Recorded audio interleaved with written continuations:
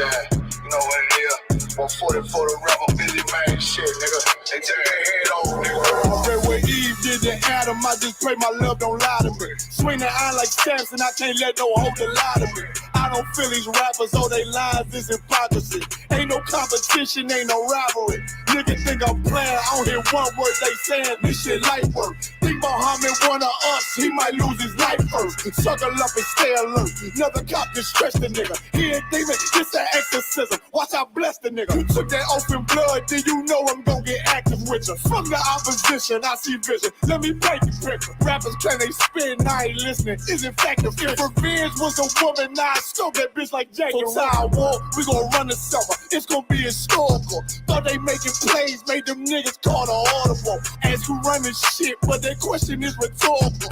Bitch, I'm the one, me cookies with the oil. I'ma get them crackers, hell, should've never kidnapped my family. I can't do that, bet I be the last nigga standing. Do a life sentence for my niggas, pray you understand me. I might put a switch on this Glock and call it young baby. How you real triggering on them dots? You a bird feeder, claiming he a demon. What's a demon to a cold leader? What he saying something, I ain't hear him. This shit light. It ain't about who got the gun, it's about who gon' up that fight first. I turn a bad situation to a game change. Bring soldiers from the dead, just raised up the change. Bring shots, I'ma look like Aaron Jones when I run it. Never bite the hand that feeds you, you'll never get that hand back. He bitching about 10%, I don't wanna hear none of that. He dropping sword, fuck him, just make sure you get that cover back. Look around, he ain't with us, probably cause he never was. Now my chin like you with the angels for your brothers. Everybody wanna be Richard Porter, God kill him like Alpo. Play if he want, it's laying in the trunk like Lee Malvo. A certified woman's ass nigga, I am not a toy.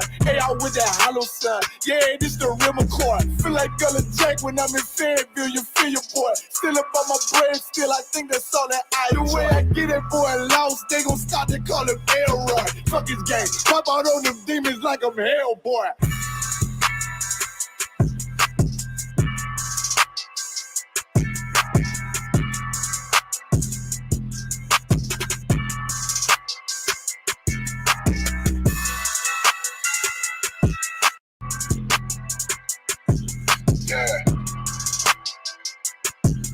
Yeah, you know what it is. 140 for the rapper, busy man shit, nigga. They tear their head off, nigga. Red where Eve did to Adam, I just pray my love don't lie to me. Swing the iron like Samson, I can't let no hoe lie to me. I don't feel these rappers, oh they lies, this hypocrisy. Ain't no competition, ain't no rivalry. Niggas think I'm playing, I don't hear one word they saying, this shit light work. Think Muhammad one of us, he might lose his life first. Suckle up and stay alert, another cop just stretch the nigga. He ain't demon, this an exorcism, watch I bless the nigga. You took that open blood, then you know I'm gon' get active with you. From the opposition, I see vision, let me paint the picture. Rappers claim they spit, I ain't listening, is in fact the fear. If revenge was a woman, now I scope that bitch like Jacob. Sidewalk, we gon' run the summer, it's gon' be historical. Thought they making plays, made them niggas call the audible. Ask who run this shit, but that question is rhetorical. Bitch, I'm the one, me cookies with the oil. I'ma get them crackers, hell, should've never kidnapped my family. I can't do that, bet I be the last nigga standing. Do a life sentence for my niggas, pray you understand me. I might put a switch on this Glock and call it young baby. How you real triggering on them dots? You a bird feeder, claiming he a demon. What's a demon to a cold leader? What he saying something, I ain't hear him. This shit light. It ain't about who got the gun, it's about who gon' up that fight first. I turn a bad situation to a game change. Bring soldiers from the dead, just raised up the change. Bring shots, I'ma look like Aaron Jones when I run it. Never bite the hand that feeds you, you'll never get that hand back. He bitching about 10%, I don't wanna hear none of that. He dropping sword, fuck him, just make sure you get that cover back. Look around, he ain't with us, probably cause he never was. Now my chin like you with the angels for your brothers. Everybody wanna be Richard Porter, God kill him like Alpo. Play if he want, it's laying in the trunk like Lee Malvo. A certified woman's ass nigga, I am not a toy. Hey, out with that hollow sign, yeah, this the real McCoy. Feel like Gullah Jake when I'm in Fayetteville, you feel your boy. Still up on my bread, still I think that's all that I do. The way I get that boy lost, they gon' start to call him Elroy. Fuck his game, pop out on them demons like I'm Hellboy.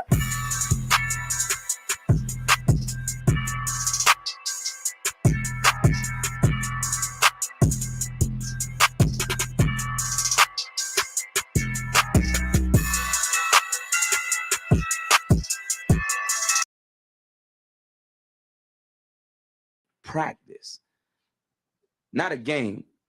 Not the game that I go out there and die for and play every game like it's my last. Not the game.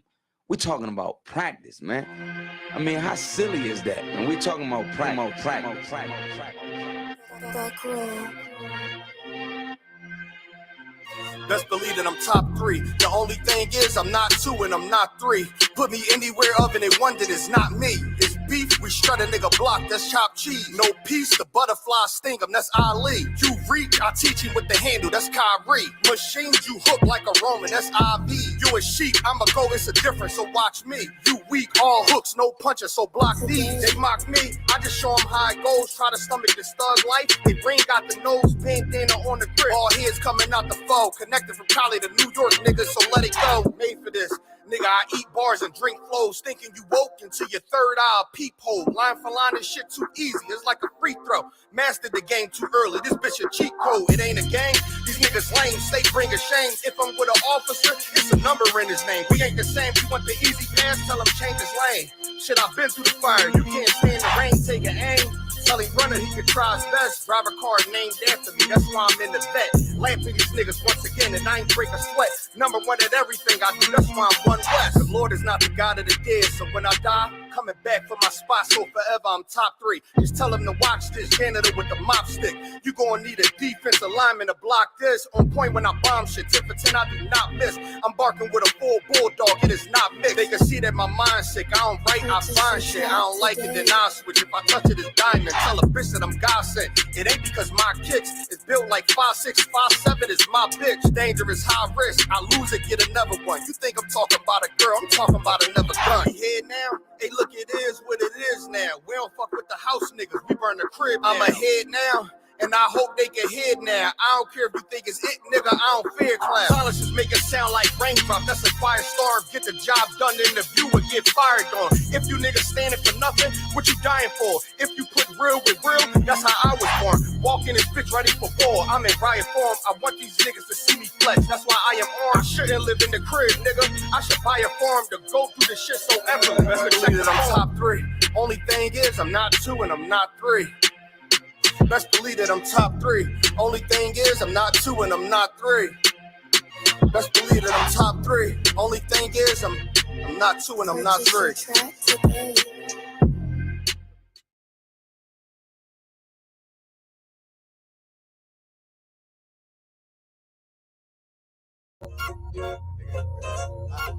Yeah. Go ahead. Come on, West. Go ahead. Go ahead. Go ahead. Look, I keep it low to the T. UPK play for keeps. Ain't shit sweet. Got soldiers on deck, and my youngin' did a sweep. This a whole nother way. Tell him get the fuck off the beach. I'm in the field with the cleats. He ain't one of us here breach. Nigga, come through all black gully jack, man. All them niggas gon' retreat. Come through all black gully jack, man. All them niggas gon' retreat. I'm in the field with the cleats. He ain't one of us here breach. Come through all black gully jack, man. All them niggas gon' retreat. Man, this shit is too easy. I'm on go, but they don't believe me. You know I'm winning with the team. Screaming Vinny, Vinny, Vinny, VG. Leave them devils screaming out bloody murder. I'm about to close the curtain. Mama grind, bitch, I'm working. Sorry, all them lies, it ain't working. Them niggas weak, cause they be churching. I'm a West nigga, that's for certain. If he cross the line, I'ma back up and I'ma hit his ass with this virus. And I come through 300 strong, 144 Leonidas. All my niggas we eat. I'm in this bitch with the itis. Say all y'all do the street. Tell y'all to do the street. When nigga made the wrong move, he make his ass out the league. He ain't one of us hit the league. He ain't one of us here preach. Come through all black gully jack, man. All them niggas go retreat. Go ahead. Look, I keep it low to the T. UPK play for keeps. Ain't shit sweet. Got soldiers on deck, and my youngin' did a sweep. This a whole nother wave.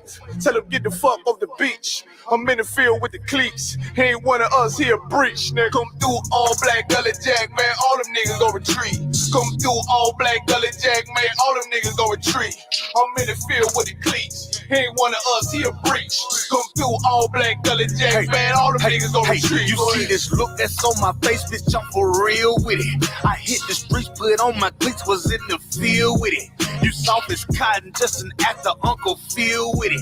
And then my target's on the move, bitch, I can still hit it.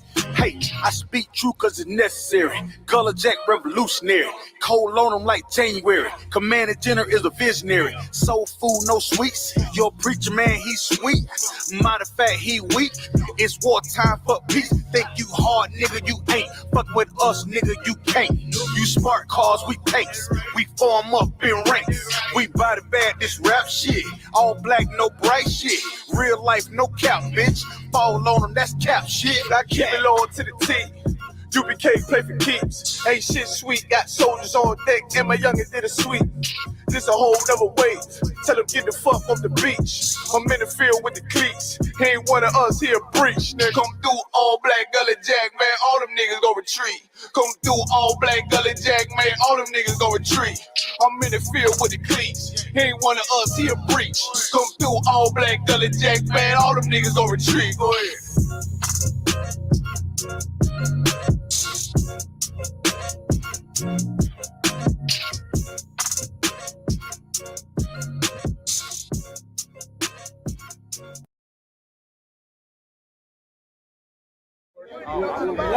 Hey, I'm just following orders. Let me get one of those slow motion pictures, bro. One of the slow motion pictures. You gotta shoot at 60 frames per second. Come on, now.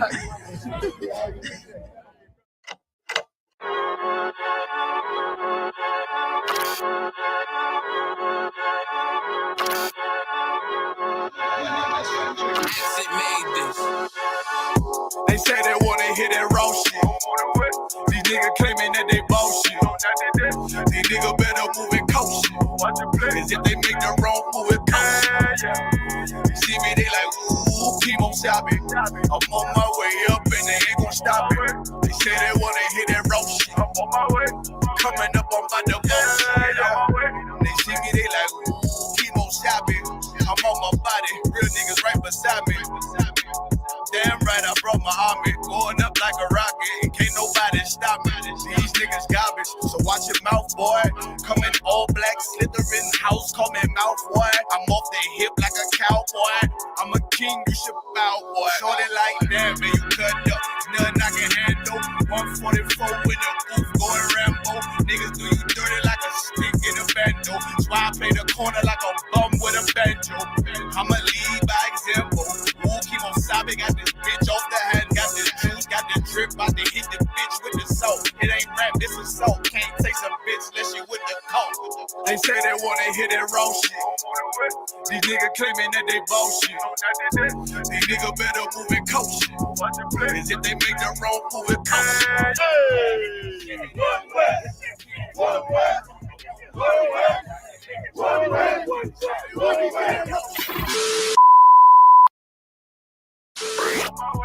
Coming up on I do it how a veteran be. You better than me. I'm Reggie at the edge of the key. It's all money, no honey. Think you settling? See, you locked up, fucked up, and it's back to the streets. It's one West. You can check the residency. I reside where soldiers died on the soles of their feet. Cause there's death before designer. Ain't no coward in me. Cause I'm cold as a bitch's shoulder. You ain't calling a week. Get the cooking on his beat. Hope you like it well done. Got them killers rolling with me and they all red rum. Got you fucking scared some. Get the banging on his beat till my fucking head numb. Black block, red drum, black and yellow air ones. Homie, you ain't got a vest. I suggest you wear one. Told these niggas we was going up. Doing a lot of talking, now these niggas ain't saying shit. Feeling like a legend in this shit, lil nigga, I'm past veteran. Never feeling third, lil nigga, I'm past second. Guns, I gotta have them all like Ash Ketchum. Shotty break a nigga ribs up like his wife left him. We all stepping, kill you with kindness cause I'm dead nice. That 5'7" put you 6 feet, not talking height. That judge giving out 5, but you doing life. These hands are rude GPS, a mean right. That's mean right, we build different, you know the vibes. And we stamped it authentic, we notarized. I keep a 144 because I know a kind. Noah's Ark, you know I'm with animals when we flowing by. We back again, no cap, when I'm with Cap again. Yeah, they said they want smoking, so we matching them. Everything righteous, so you know when we get back at them, you get hit up with a K, but no acronym. They say they wanna hit that raw shit. These niggas claiming that they bullshit. These niggas better move and coach shit. Cause if they make the wrong move, it coach shit. See me, they like, ooh, chemo shopping. I'm on my way up and they ain't gon' stop it. They say they wanna hit that raw shit. Coming up on by the bullshit.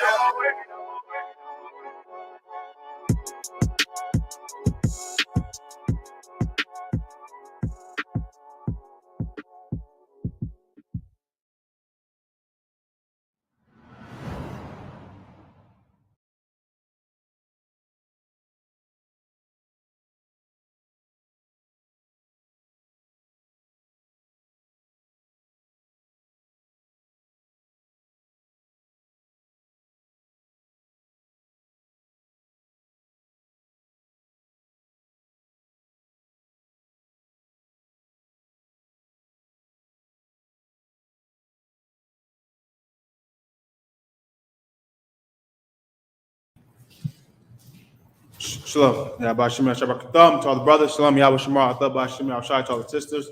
This is Let a Hebrew Speak. General Katham Gabar is going to be joining us shortly, as well as Officer Marah. Again, this is Let a Hebrew Speak. We're going to be going into black men should not be effeminate nor homosexuals in this day of age or any age when the Lord's people is here on this earth. We got to keep these laws, statutes, commandments, and we got to obey the Most High God and follow our King Yahweh Shai Mashiach. We're going to start with the scriptures we usually start with, Zephaniah 2:1. I want to grab that. It's locked here. So we'll grab Zephaniah chapter 2 and verse 1. Locked here. This is the book of Zephaniah, chapter 2 and verse 1. Gather yourselves together. The Lord wants us to gather together.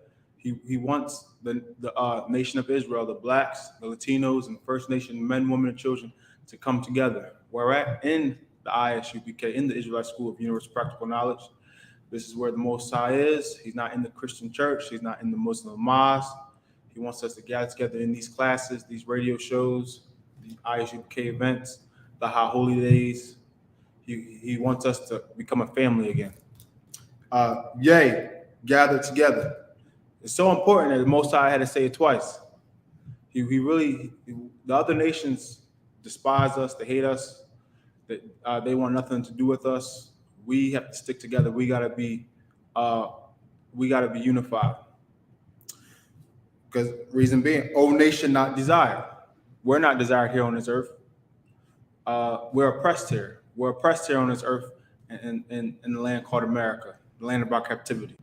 We're continually oppressed, police brutality. We lost our nationality, our identity. Even though we're waking up to the fact that we're Israelites, some of us don't know that we're Hebrew Israelites, that our language is the Lashwan Kodash, that we're not so-called black, Hispanic, and Native American. That's not who we are. We are the Israelites of the Bible. We are the sons and daughter of Israel. The sons and daughters of Abraham, Isaac, and Jacob. We're going to get Ephesians 4:4. Book of Ephesians. Slocky about that. Ephesians. So, we can't be homosexuals or effeminate. Most of our God says it's an abomination. It's an abomination, and we're going to get punished for it. And the punishment for that is death. And we won't make the kingdom of heaven. We won't make the kingdom of heaven, and the Lord's going to make sure. The Lord's going to make sure that Christ makes sure no effeminate, no fornicators, no adulterers enter into the kingdom. So we got to be on point here in these last days of time. We got to wake up out of sleep. This is the book of Ephesians, chapter 4 and verse 4. There is one body. There is one body. And that body here is in the Israelite School of Universal Practical Knowledge. There's one body, one school, and one spirit. And that spirit is warfare. a spirit of warfare. Most High God's a man of war. He wants his children, his sons, to be men of war. That's who's going to defend our nation. It's going to defend the law, such as commandments of the Most High God. To enforce the Most High God's will here on this earth. Even as ye are called in one hope of your calling. One hope. We have one hope in our calling. And that's our King, Yahweh Mashiach. One Lord, our King. We serve our King, Yahweh Mashiach. We're not a democracy, we're a monarchy. It's a rank and order. That's right. One faith. One faith. We have one doctrine. One doctrine. We have one doctrine. We teach the same thing. We speak the same thing. And we have one baptism, one way to get clean. That's right. Everything is one. Is rank and order. We have to make sure that we stay in order. We can't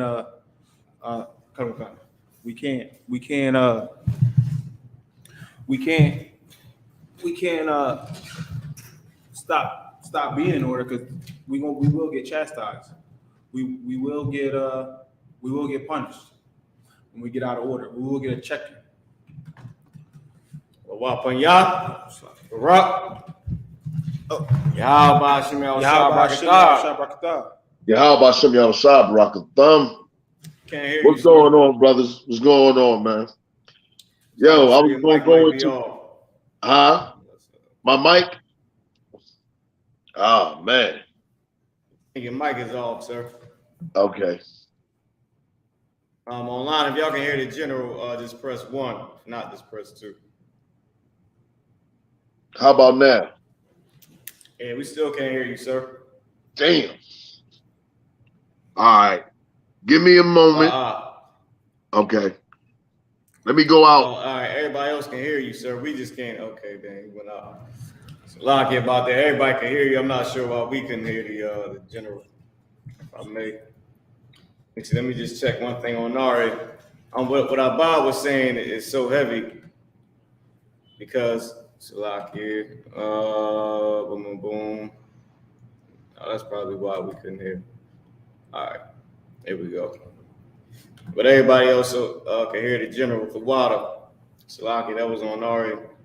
We was jammed up. But what Bob was saying is so heavy because it really is only one way to get clean. If we all believed in what all the other so-called Israelite groups, which are really just churches, if we all believe what they believe, then it would be heathens in our congregation.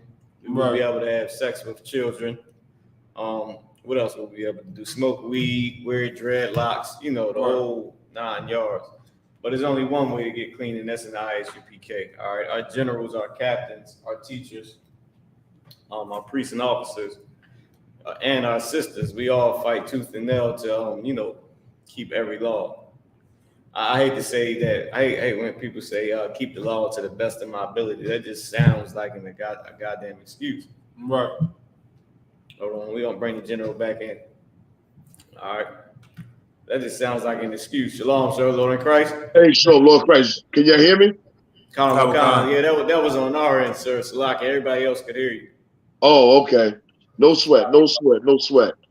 I was gonna go into a little bit about these Juneteenth or Juneteenth day. And how it's really okay. First, I want to say shalom to everybody out there. And here's really like Juneteenth should be a disappointment to Black people and not a celebration. You know what I mean? Like really, when you look at the Black codes is what still kept us in slavery. You know what I mean? A lot of people are saying that they released the slaves late and all that. I'm pissed off with everything that has happened till this day. You know what I mean?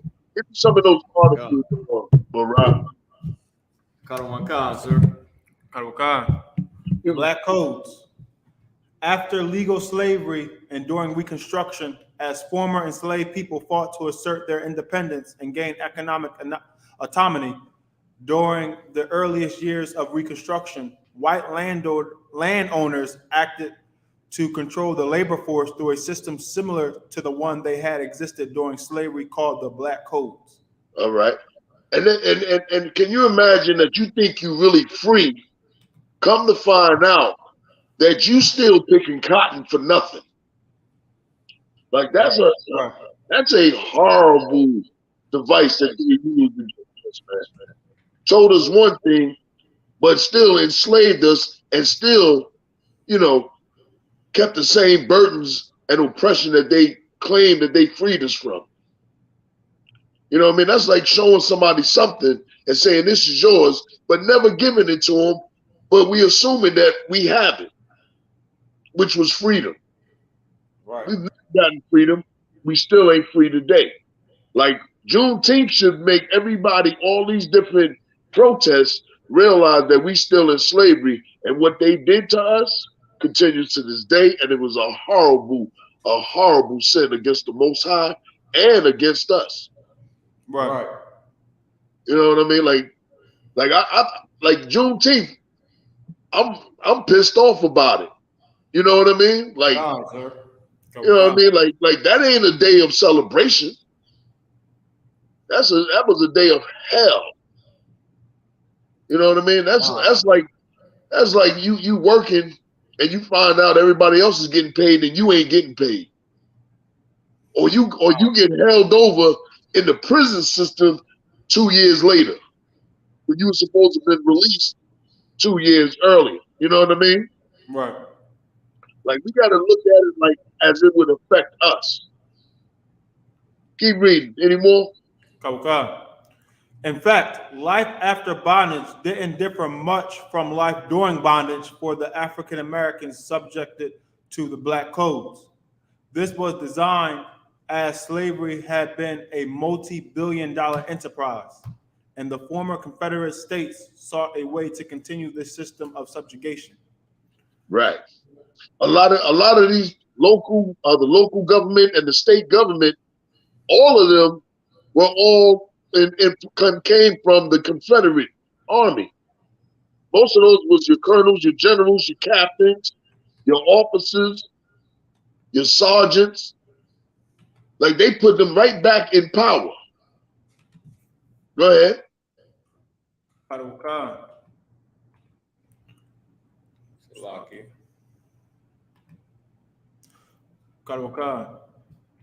And the Confederates' motto was that we may have lost the war, but we're not going to lose power civically and socially. Right, civil and socially. Meaning they might have lost the war, but they ain't lose no power.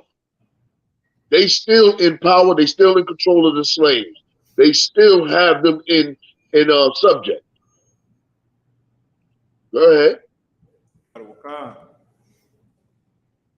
To that end of slavery, in late 1865, enacted the first Black Codes. The law under the Black Codes required Black people. Now remind you, slavery, the Immaculate Conception of Proclamation was ended. It was signed in 1963. So slaves started getting freed in 1965, and then they right around the same year, they enacted these Black Codes. Go ahead.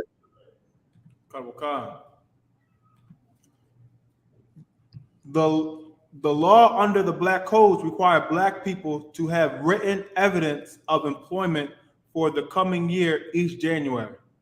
If they left, which means you had to have working papers in order if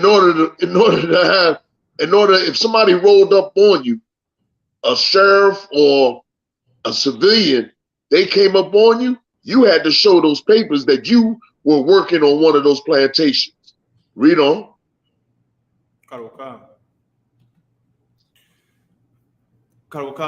If they left before the end of the contract, they will be forced to forfeit earlier wages and were subject to arrest. White planters denied black people the chance to rent or buy land and paid them a pittance, which means very small allowance or wage for their labor. Which they hardly ever got anything, because you damn near got your seeds, your clothing, your food from them. So it's the same thing as slavery. It's the same exact thing. Today we call it getting a paycheck. Salakia. Go ahead. And let me speak on this right here. You see, these are young kids in this photo right here. These are kids that were orphans, or they got caught stealing for food, or they was hanging out, and they would snatch these kids up and put them in the field, lock them up, give them a charge to work the plantations. Like these are little kids, man. 8-year-old, 7-year-old, 9-year-old, 10-year-olds, 5-year-olds that were orphans. Some of them was orphans. Because you got to realize some of the slaves, the parents were sold to other plantations. The slaves didn't know where to go. Like, imagine a 7-year-old boy. You think, like, can't read, don't know where he at, don't know where his parents at. You know what I mean? And now he's wandering in the streets trying to eat.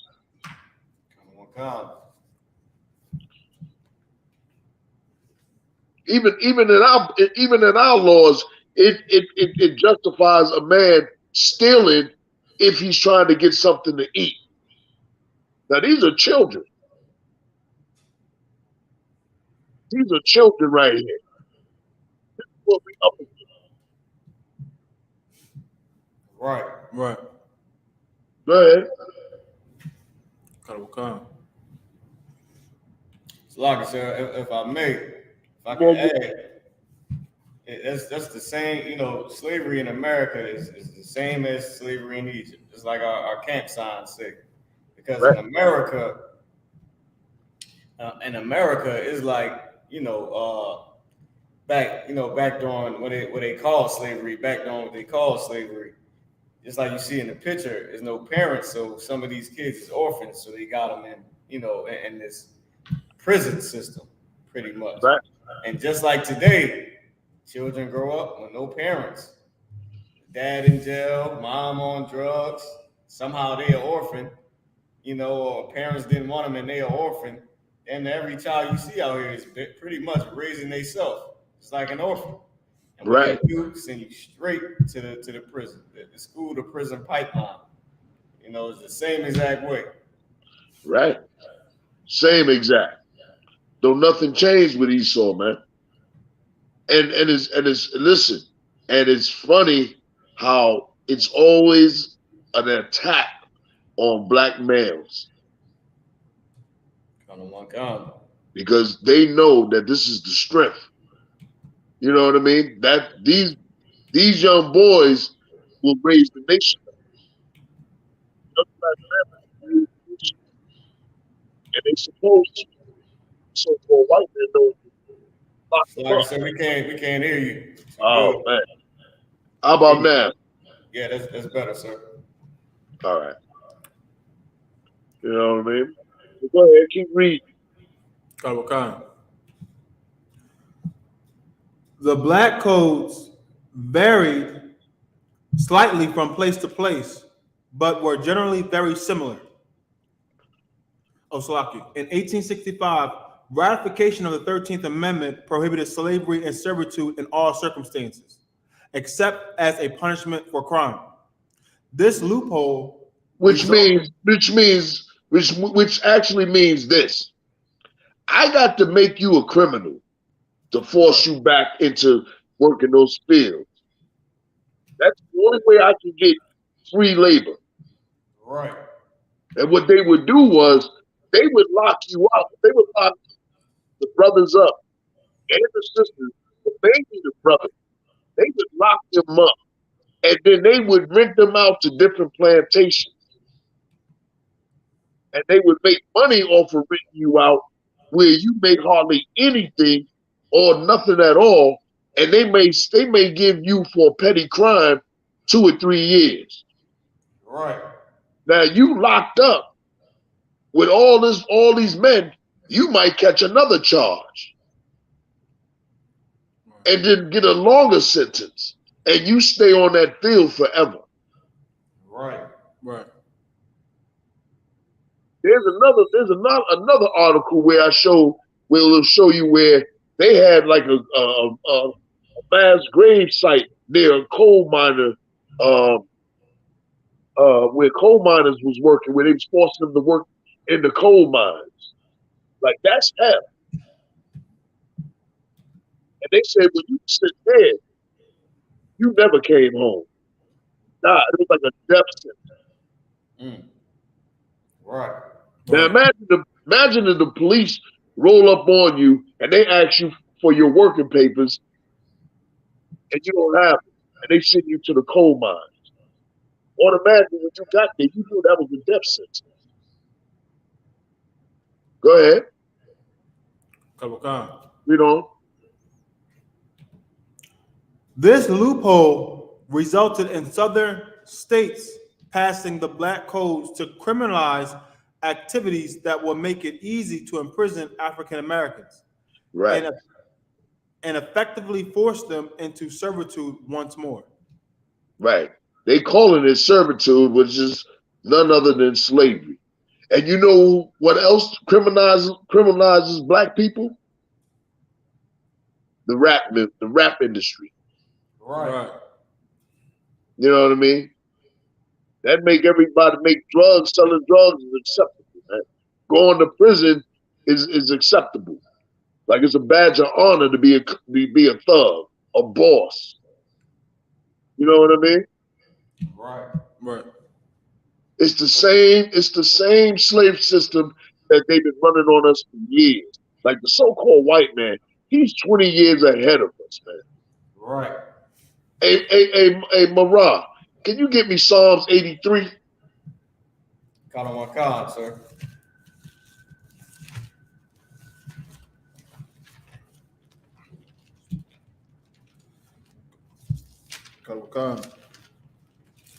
This book of Psalms, chapter 83, verse 1. Keep not thy silence, O God. Right. Hold not thy peace. Meaning this, he's asking the Lord to do something. Hold not thy peace. Read. And be not still, O God. Verse 2. Do something. Go ahead. Right. For lo, thine enemies make a tumult, and they that hate thee have lifted up the head. Right, meaning they boast themselves on how they got us in this predicament. Oh, don't worry about those are niggas. You know what I mean? Don't worry about them. All they gonna do is get high and get drunk and you know what I mean, kill one another. We ain't got to worry about them. Go ahead. Verse 3. They have taken crafty counsel against thy people and consulted against thy hidden ones. Verse 4. They taken crafty counsel. They've been doing that crafty counsel ever since they claim to be letting us out from slavery. And the problem, like earlier, what you was talking about, how black people, man, we need to come back to really who we are, and we need to teach our people this history and our history as a whole concerning this Bible. Right. Like, if we understood the Bible, we'll learn how to deal and crush their crafty counsel. One of the simplest ways of crushing the white man is to separate ourselves. Everything that we've been taught, everything that we've been learned on how to think and act, if we would just separate that and get rid of that and come out of that thinking, we'll start to waking up. We'll start to wake up as this Bible is being taught. Like, you got to totally wipe away everything up. When I remember coming into the truth, Commander General Yohanna used to always say, you got to wipe away Christianity from you. You damn near gotta wash your brain from it. Right. That's why I like the word brainwashing. Right. Wash my brain from everything I was taught. Go ahead. Verse 4. They have And let said, me add to this. And that's what really Christ was basically saying when he said you can't put old wine in new bottles or it's going to burst. that's right. That burst is causing confusion in people's brains. Right. Once you tell them, it makes them reject it because that new wine, it causes a spiritual brain aneurysm in their head for what they've been taught. I know you might have to think back. Can you think back the first time when somebody said something that you was an Israelite and how you reacted? Right. Modeling to me. You know, everything that I learned, I was like, damn, they had me like that. I remember years ago, I.S.U.P.K used to sit in class, Captain I.S.U.P.K, and I asked him at the like after a couple of weeks, and I said, I.S.U.P.K, why are you so pissed off? He said, man, because they lied to me. My entire life, I was lied to. That's how we got to take it. We got to look at America that they have totally lied to us. Right. Our black leaders have totally lied to us.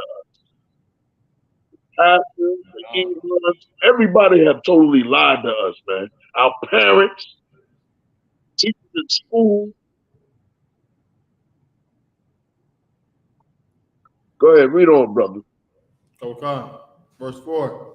They said, come, and let us cut them off from being a nation, that the name of Israel... To wipe us out. To keep us in derision. Right. Read on.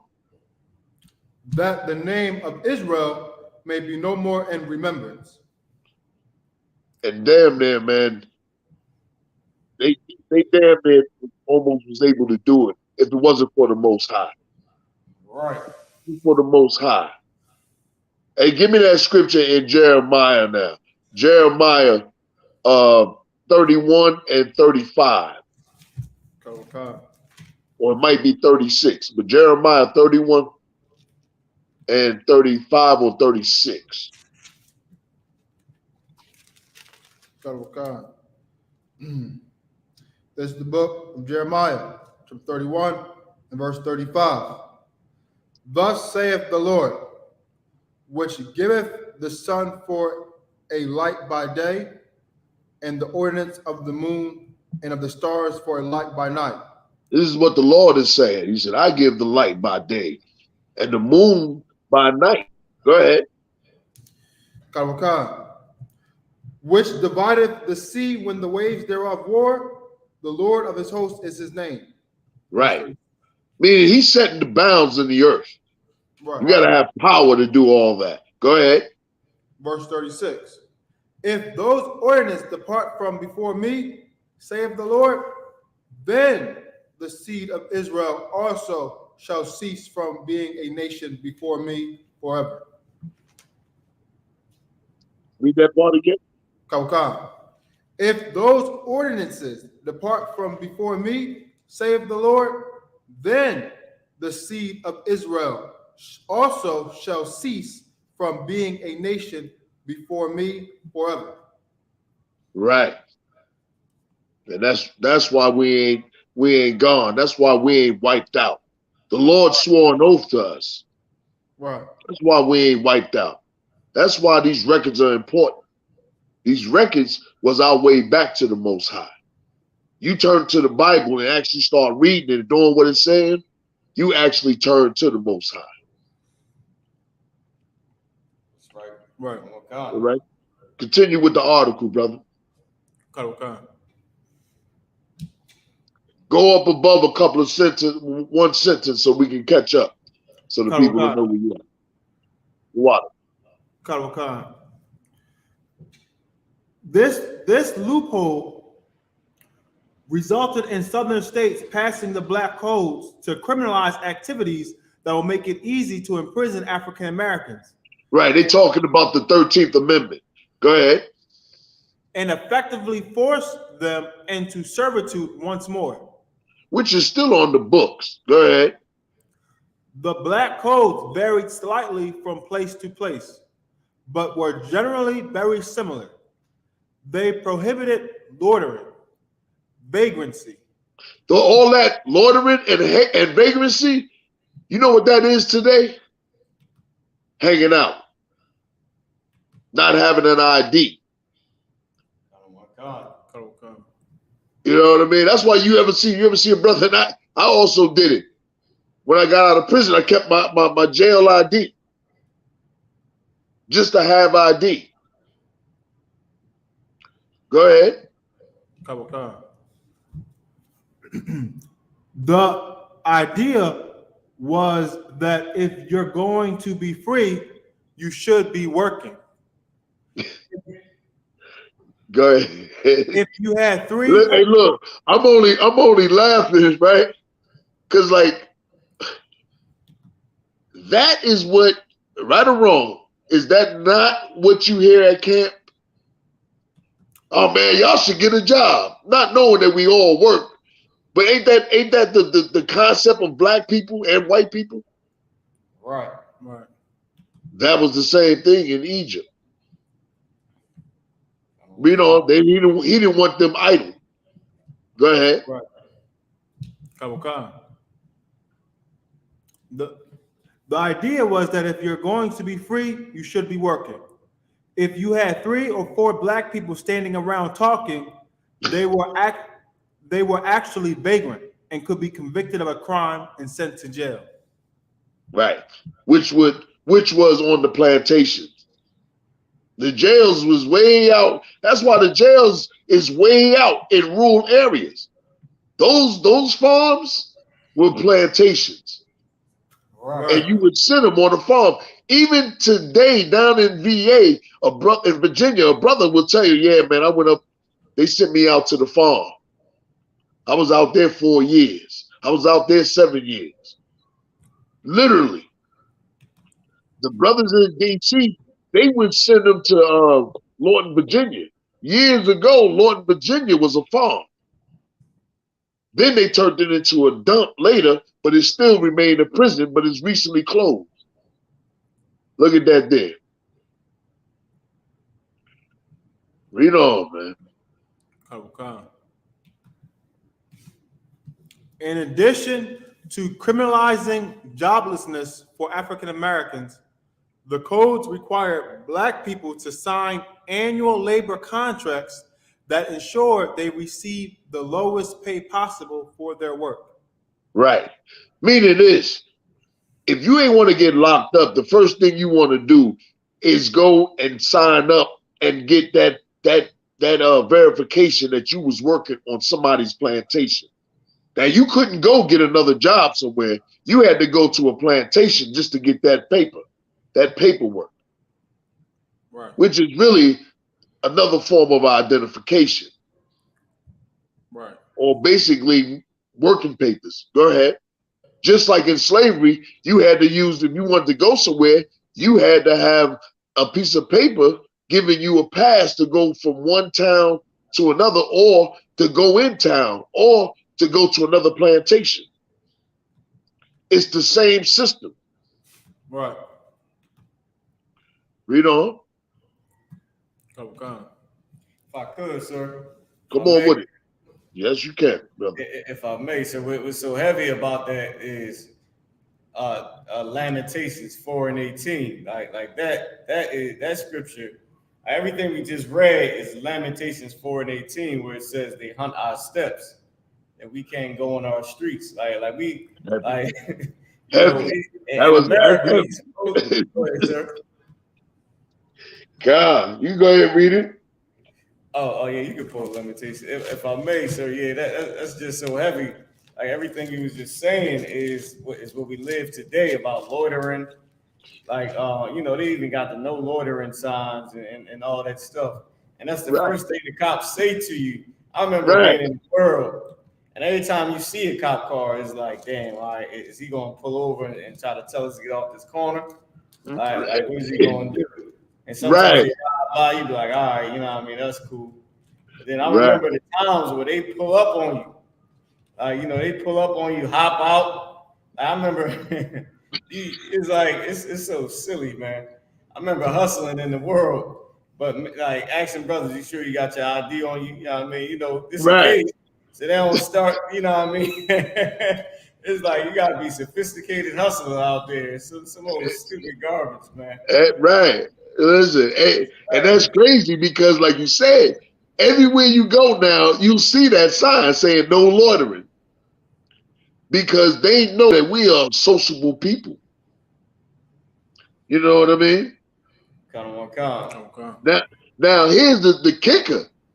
Can you imagine white cops that know about these black codes and be pulling up on you?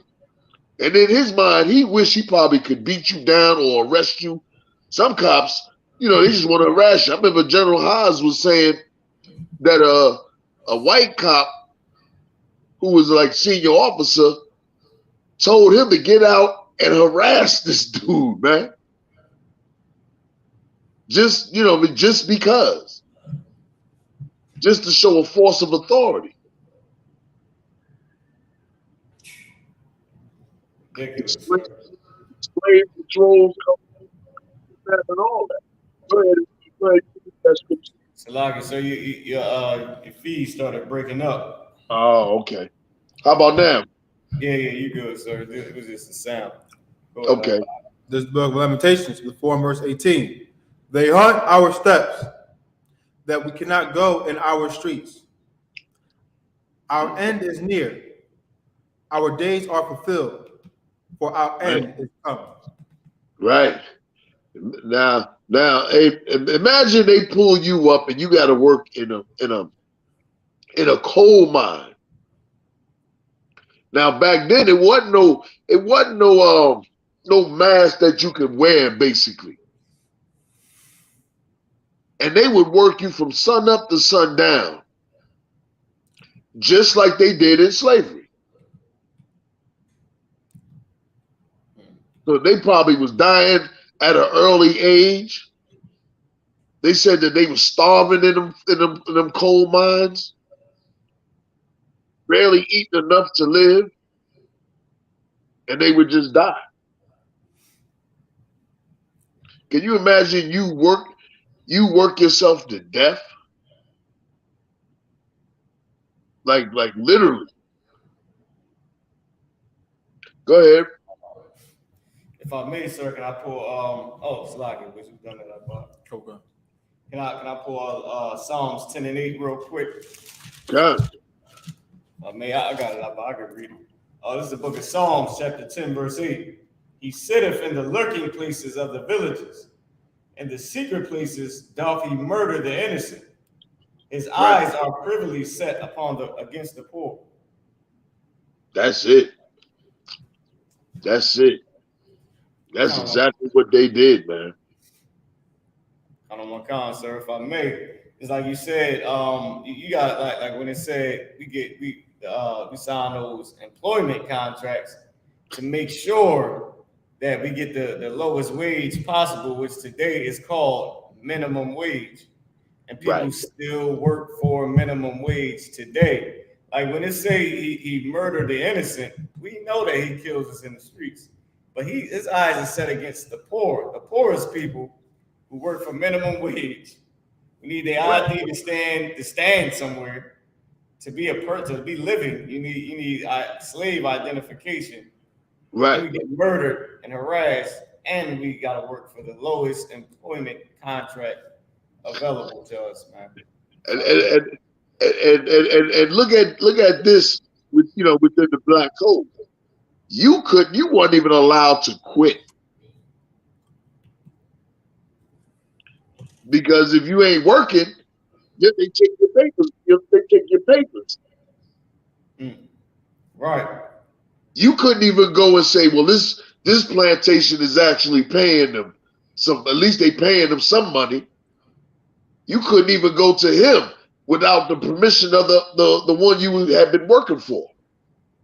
Like that's crazy. That's like you working for McDonald's and then you go try to get another job at Burger King, which they all are low paying jobs, and McDonald's saying, nah, don't hire him. Right. Right. Go ahead. That was a heavy scripture too, Marah. Water, sir. The Book of Psalms got all them crafty counsels and devising wickedness scriptures in it. the Book of Psalms is always talking about Esau. Right. God, sir. And here what it is, the Book of Psalms relate to the day. Right. Like them scriptures you pulling in the Book of Psalms, them scriptures relate to today. If you want to talk about how sneaky and grimy the white man is, study the Book of Psalms. He's always lurking. He's always devouring. He's always ready to shed innocent blood. But the Book of Psalms also condemns, condemns.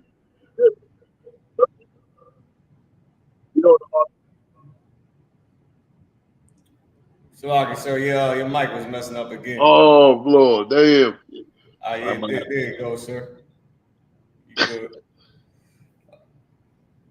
Let me. How about now? How about now? Okay, you can continue with the article if there's more on it. The codes contain anti-enticement measures to prevent prospective employers from paying black workers higher wages than their current employers paid them.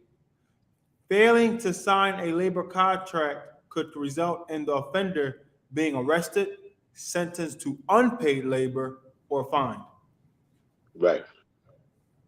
Like you were just caught up back then, and that's why so many black people after slavery was trying to flee the North, but the North was just as bad as the South, but not as. But they had their black holes too. Right. Go ahead.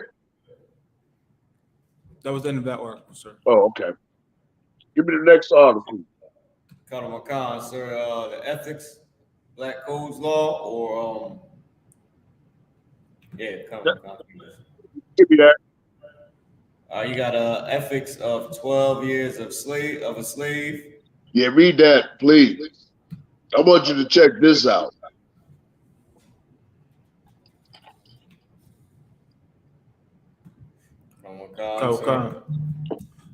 This is the Laughing Barrels.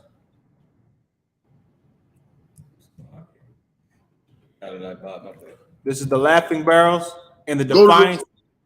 Go to the one that said that it has how many articles is in there? 3, sir. 3, sir. Go to the one that says 12 years of slavery. Now, there might be 2 or 3. Okay. So that's the one we on now, sir. Okay. About to start talking about the Laughing Barrels. There's another one that should say, okay, go ahead, read that. Hold on, let me see if it's a different part. All right, Khan. So yeah, this is the one you asked. Okay.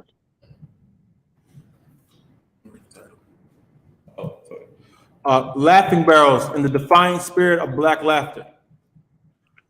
Seems like every year I learn some new factoid about how plantations operated during the time of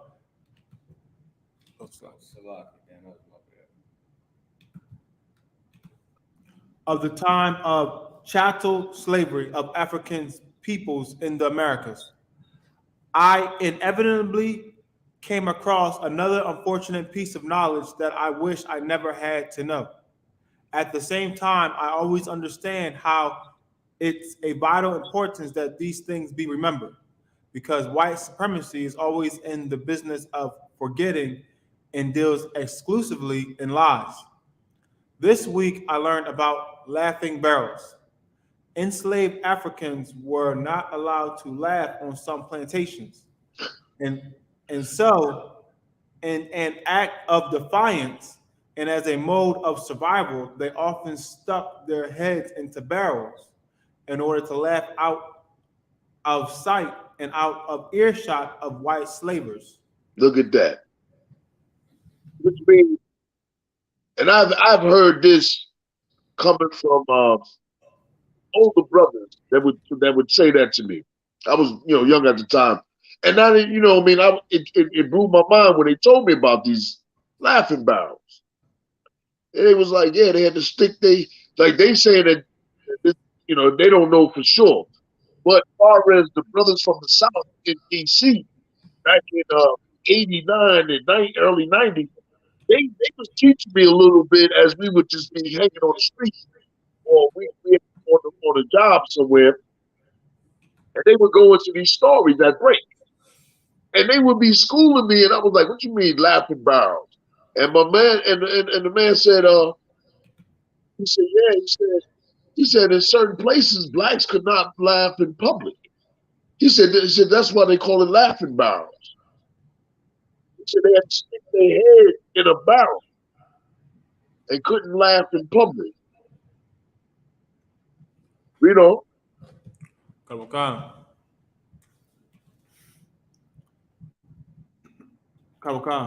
This week, I learned about laughing barrels.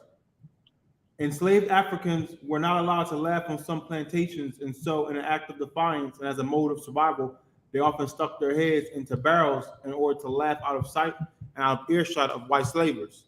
This apparently is where we get the term barrel of laughs. After quite a bit of research, I am still unsure of whether or not this is a myth, but I will proceed here with the understanding of laughing barrels as a literal rather than figurative.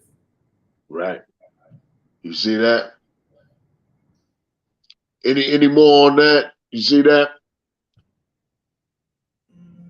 We can go on to the next one. So that was like,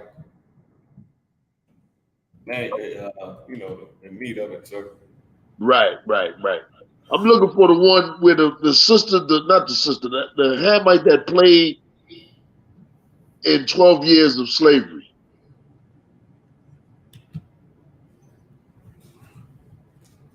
It could be in that same article, or is that it on that article? I know it could be in the article. So there's a lot more to the article. You scroll down and you'll probably see it if you can.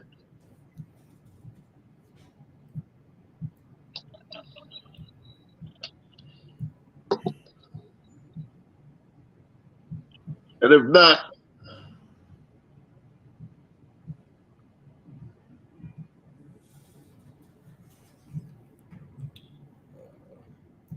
yeah, so I didn't see. Okay, then go to the next article.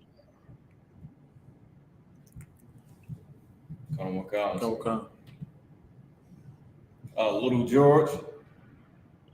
What else is on? What else is on that article? On that?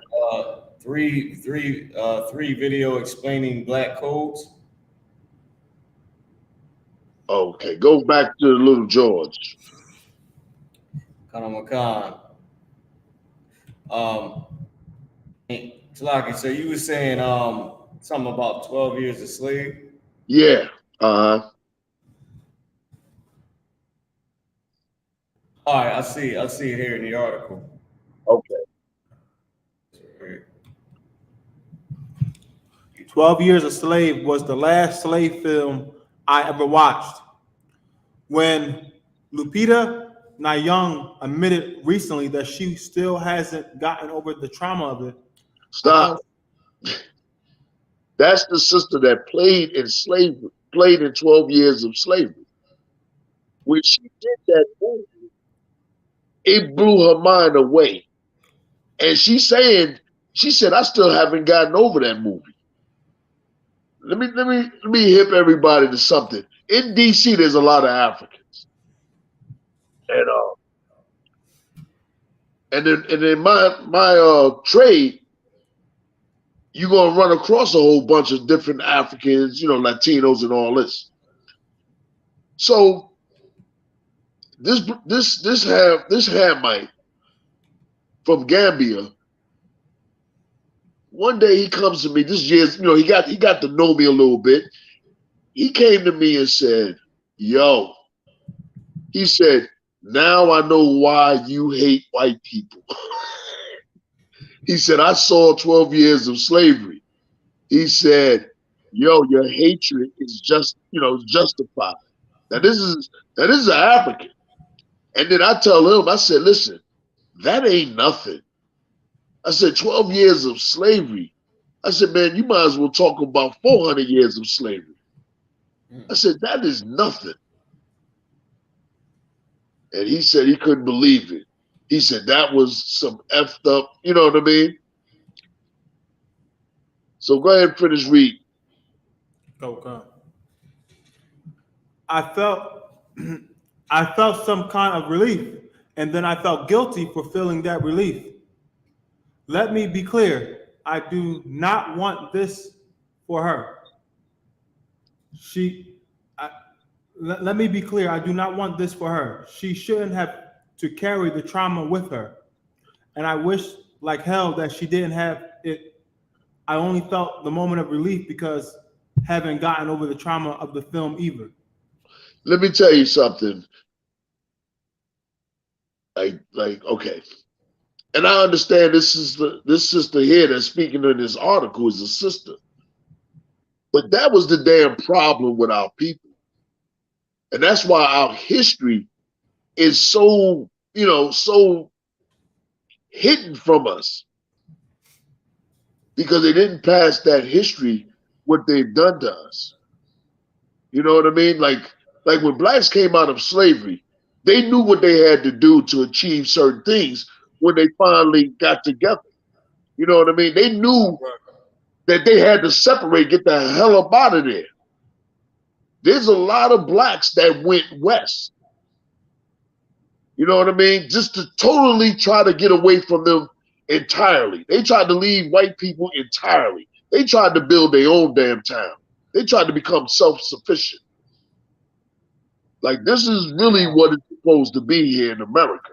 Like, we're supposed to be self-sufficient. The Asians got their own community. They only deal with the Asians. You know what I mean? Ain't nobody telling them to love everybody. The Arabs got their own community. They employ their own people. They live in big houses out in the suburbs in their own community. The East Indians, like when you come to D.C., East Indians and the Asians, they live in communities in Virginia because it's so spread out. Like, that's what black peoples need to do. That's what we did right after slavery. That history should have kept being taught to us. That history got lost because black people, got caught in their feelings. But they never think about the feelings of our ancestors that it actually happened to. Like, that's what get lost. You know what I mean? Like, she's talking about she traumatized. Can you imagine the people that were enslaved and that came out of slavery? Right. God. You know what I mean? And it's funny because, and I thank God that my older sister, she kind of, I believe it edged me on, or kind of directed me into this truth, of course, through the Most High in Christ. But my sister at when she was like 12 years old, I had to have been like 6 or 5.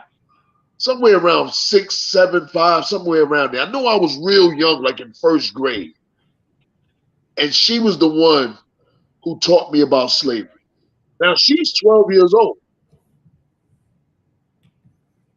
And she the one who hit me to slavery and started teaching me about slavery. Of course, my mother was from Alabama, so she knew about slavery also. So in Christ, sir. If I may, can I pull a scripture real quick? Con. Salakia, it's Genesis 46. It's two scriptures, if I could, sir. Can we start with Genesis 43 and 32? Con. And then I want to go to Genesis 46. Okay. You got it, Ibot. This is the book of Genesis, chapter 43 and verse 32. And they sat on for him by himself, and for them by themselves, and for the Egyptians which did eat with him by themselves, because the Egyptians might not eat bread with the Hebrews.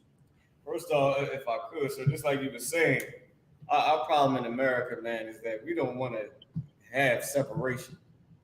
And the reason for this is in Genesis 46 and 34. If I could, go to Genesis 4. You're at 43. Gotta go to 46. 34. Right. But if I could, Joseph had everything separated because that was the rule of the Egyptians, which we're about to read now. You can read it. This is the book of Genesis, chapter 46 and verse 34. That ye shall say, the servants' trade have been about cattle from our youth, even until now, both we and our fathers, that ye may dwell in the land of Goshen. For every shepherd is an abomination unto the Egyptians. And if I could, sir, that was a genius thing to do. The genius thing is for your brother or your sister to put some type of separation in your spirit. Right. You know what I mean? Like to teach our people, and that's amazing, sir, to be 12 years old and to teach someone the atrocities that was done to us, right? So they can know it, right? You know what I mean? Right. Like even in Genesis the 43rd chapter, when Joseph, finally met back up with his brothers, and did everything he did. When he finally set the dinner for them, the Egyptians were set by themselves. Joseph was set by himself. The brothers were set by themselves. Because that was the rule. It was good to keep us separate. The problem with America is we don't want to separate. There is nobody teaching, besides I.S.U.P.K, teaching the atrocities, teaching to set by ourselves, telling our brothers, look, let's say we this, so we don't got to deal with these people. There's nobody doing that anymore. Like we was sold up the river by our leaders, man. Right. They did not do their job at all. Instead, they joined us, made us all sit at one table together. I remember that Thanksgiving video that our Gadite brothers and sisters did. I think where they flipped the table. It was like 12 or 11 girls. They flipped the table, talking about the Thanksgiving. Man, that's so heavy because we need to be set by ourselves so we can grow, so we can get away from this oppressor. We free. We so-called free in America, then why in the hell do we even still gotta hear this, man? It's like, look, we doing our own thing. Y'all do y'all thing. Y'all stole this country, so don't even talk to us and act like we breaking some laws. Y'all stole the whole thing. Right. But we ain't even got no power to say that. Right. Like, yo, listen, man, we gotta separate from the white man. Oh, see, here you go. Here you go. That's how they. Yep. You can't. That's exactly what they say. Exactly what they say. So, like I said, if I may, we went to the Juneteenth festival in Philly yesterday, right? Flyers, and it is white vendors on 52nd Street selling water ice, selling food. Now I don't know who want to eat food from the oppressor. I mean, that's another topic, but right. Listen. Go ahead. Right.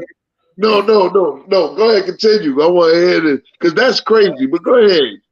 That is, there are vendors at this event, at a black event. Right. You got oppressor vendors selling stuff to blacks and Hispanics at a black event. Here's the first part. Damn. Lesbian woman, another lesbian woman. One Israel, other the oppressor. Hand in hand, you bring your oppressor to the black. Bad enough the homosexual. Bad enough, we got our Freedom Day, quote unquote, given to us by the slave master in the middle of the homosexual celebration month. Right. That's like the only free day they had on the calendar. They said, "Oh, let me just give it to them. We got a free day in this gay month. Let them have that day."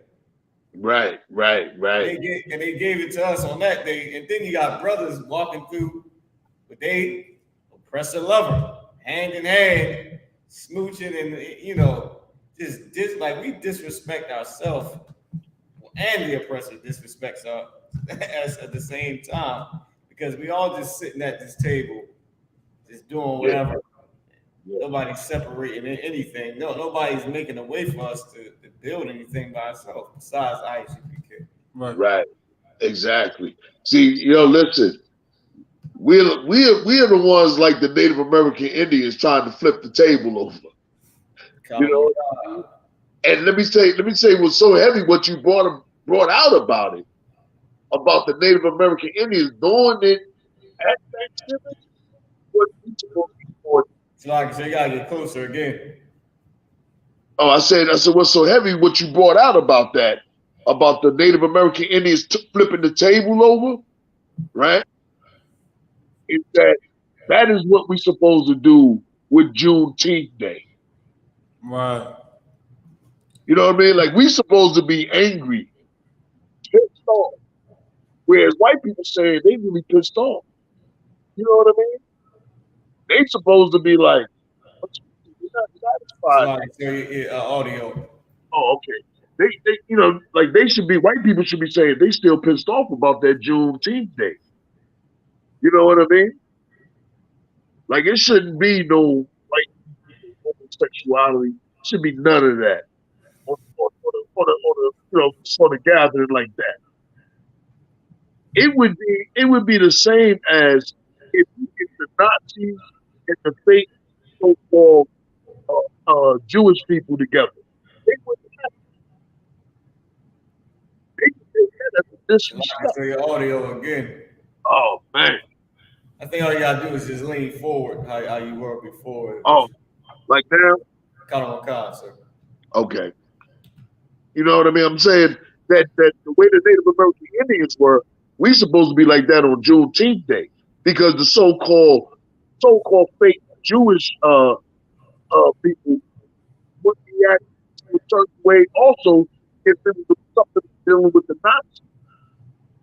Like everybody, all the cultures, all the nations would look at it like, man, they disrespected the Jewish people. Not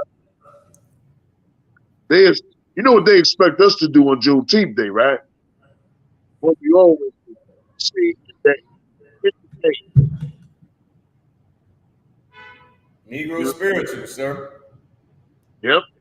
Negro spirituals. Right. And it reminds me of Psalms 137, require us of mirth. Khan. Like, be happy. You know what I mean? Khan. I got the scripture, Psalms 137 and 4. Told you Psalms 50.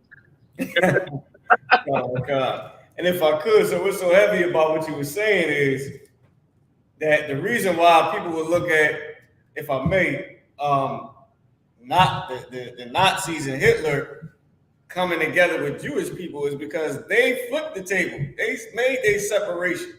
Right. So they don't deal with them. They still trying to, get justice for that. But us is like, well, we wrong. We are actually, in America's eyes, we wrong for saying that, because slaves are happy. Right. Slaves love their slave master here. They marry. Right. It's over. Right. So we like trying to bring the, trying to start something in their eyes. But the oppressor, he made his separation. There is no table together. There is no, it's all good. And they Germans. Right. And listen, and everybody, and Marah, guess what? And everybody expects the Jewish people to tell the Nazis to go to hell. Everybody expected. Everybody would say that the so-called fake Jews are, they're justified. But with us, we gotta love him. We gotta forget. You know what I mean? We got to love white. We're not going to be able to make it with all this strife against them. We got to love everybody. When really, it's all about us loving white people. It's us loving them. You know what I mean? That is really what they want. They want us to pledge allegiance to them no matter what. No matter how many lives get destroyed on our behalf. They expect us to love them. They expect us. I remember Commander Gen.YAHANNA used to say this at camp. He said, black people and white people in America have a abusive relationship. Black people are like the battered woman that always continues to love America, her husband. And he beats her and whips her, and she loves him like, you know, even more.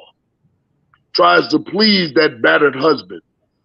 Try to show that battered husband her loyalty to him. When our loyalty is supposed to be to the Most High. Right. He's supposed to be our husband. He's supposed to be the one that disciplines us. Right. Oh my God. You can read the scripture if you want, sir. We still got the. Yeah, go ahead. You can read it. This book of Psalms, 137 and verse 3. For they that carried us away captive required of us a song. Right. They require us a song every time they beat us and murder us. That whole Black Lives Matter garbage, man. They were singing and dancing, man. You supposed to be pissed off. You supposed to at least say, when white people try to come in, they'll listen, it ain't about you. We dealing with something right now. We need to be alone when we dealing with this matter. Right. I'm still pissed off with Trayvon Martin. I ain't got to Michael Brown and the other brother up in New York. You know what I mean? And Michael Brown and stuff like that. I'm still pissed off with Trayvon Martin.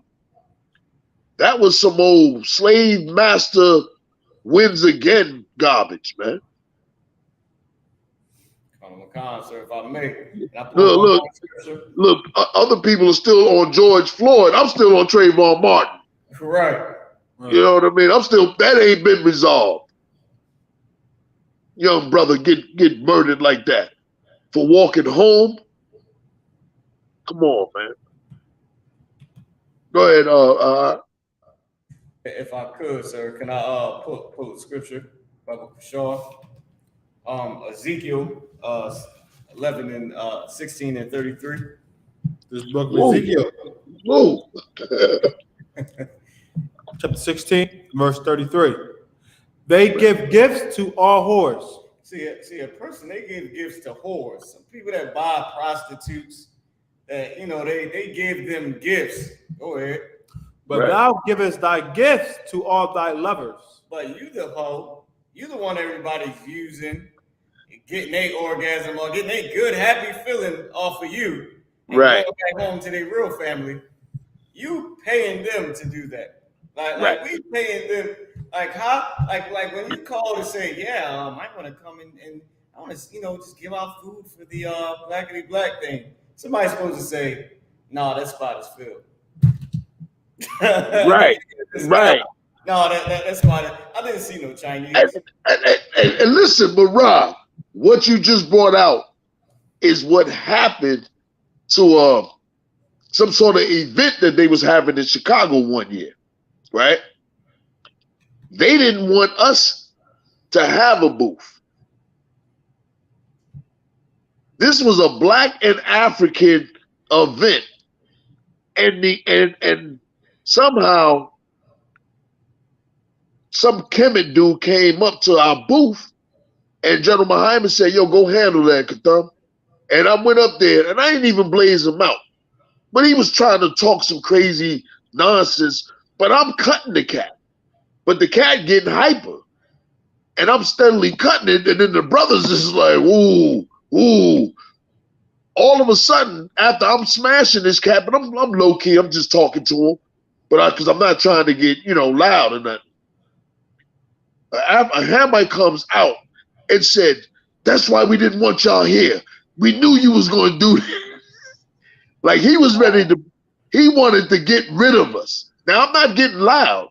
I didn't approach, he approached our booth. He got cut, and the African saw a little bit of it and ran over us and stopped it. If I may, sir, that happened to us with the Doom Day. Doom Day Festival in Philly, yeah, they shut us down a year, and then the Lord shut them down for 2 years. Them straight down. And now after the COVID come, they said we can get a booth again. All right, we're gonna do that. Yeah. Yeah, look, I was up at that too. When y'all had that, you know what I mean? I think it was the first one of the first ones. Me and Cabal rolled up. But go ahead, Marab. Salagi for taking you on, Phil. You know, if I may, sir, but that's so crazy because we paid them to come and use us. Like at least the prostitute, at least she get the money for being used. We giving them money, like, yeah, come again, and use me again. It's like nobody said to, and it was more than one oppressor, a vendor. It was more than one, and it was no Chinese vendor. There was no Arab vendors. Like they got common sense to say this is a black event. The oppressor, right? And what's so not okay? The oppressor, we know he don't care. We know he just he ruined the whole world. But us, it says something about us because we let him come. Exactly. Like we know he's an ASS hole and is going to ask to come to this Black Freedom event. Right. For us as slaves, we say, well, Master want to come, he should be able to join. He's sorry. Ain't no Chinese people ain't did nothing to us as far as slavery besides what they doing to us now in real slavery. But what they call slavery, Chinese and the Arabs, there wasn't no Arab vendors. Chinese people didn't walk through the thing. I seen one Arab buy something from a black vendor, and that was like some water ice, and that was it. But it was walking through there. It was gay pride oppressors. It was oppressors with vendors. It was brothers with the oppressor rib. It was, you know what I mean? It was, come on, man. It says something about us. We give them gifts to destroy us, to use us, to get, you know. That's it, sir. That's all. Listen, and you know what's so important about that scripture? That's how the Lord is trying to wake us up. Like he's like, yo, you's a dirty whore, but you ain't even able to get that right. Right. You know what I mean? Like you're so foolish in your whoredom that you dumb as a brick. Like you know what I mean? Like we as a people, you dumb as a brick, man. Gone, sir. Gone. Oh, was it any more on it? Gone. But thou givest thy gifts to all thy lovers, and hirest them, that they may come unto thee on every side for thy whoredom. Right. When he said we hired them, we pay them, like Marab was bringing out. Like a horse supposed to get paid from the John. The John is the one who pays the horse. But we so backwards and don't know what we doing in wickedness, we paying the John money. And like you said, the John gets some thrills, satisfaction, and then he go among his own people and among his wife.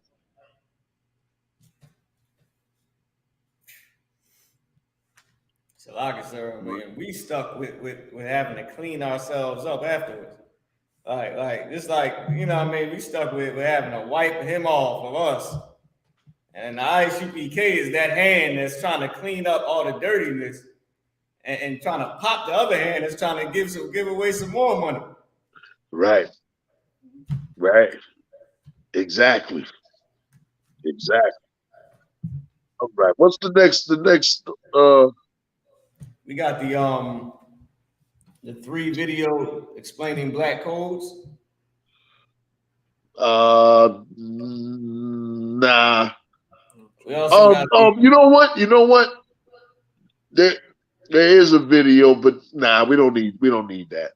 Give me some other articles that we have may have. Say it again. Little George. Little George. Did you want Little George? Yeah, let's do that. Let's go there. I can't see. One where the scene. And I'm bringing George out because really they should be bringing this out on Juneteenth Day because they executed this young kid June 16th. And he's kind of like forgotten. Some people know about him, other people don't. But they should have brought this young little brother out the way they brought Trayvon Martin out. Let me know when you got it, brother. Khan, sir. Hey, can you throw a picture up of him for me, Moran? Khan, sir. Yeah. This is the youngest human being executed in America's history. Khan. It took 10 minutes to convict 14-year-old George Stanley Jr. It took 70 years after his execution to exonerate him. Yeah. But if I could, sir, are they saying 70 years later they said he was innocent? Yes. Because is that all on that story? Is it more? Khan. Yeah, go ahead and read that story. Yeah. And just like with Emmett Tillman, innocent. Go ahead.